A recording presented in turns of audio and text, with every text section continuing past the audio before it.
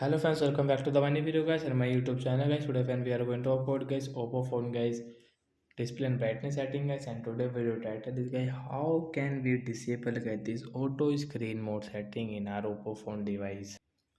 Friends, we want to disable guys. You don't want to get this auto screen mode setting guys in your Oppo phone device. So how can you disable it today, friends? I will show you. I will tell you in this video, guys.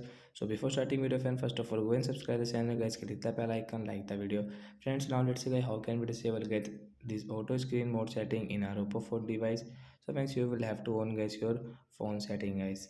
So after on phone setting guys, you can see this tab setting. So how can we disable guys this auto screen setting guys? So guys, we can disable from display and brightness setting guys. We will tap here, and friends, click on guys this auto rotate screen guys. Right side get this icon guys, you will have to tap here, and friends, come back. Friends, you can see guys your screen will not rotate automatic guys. You can check, you can try guys.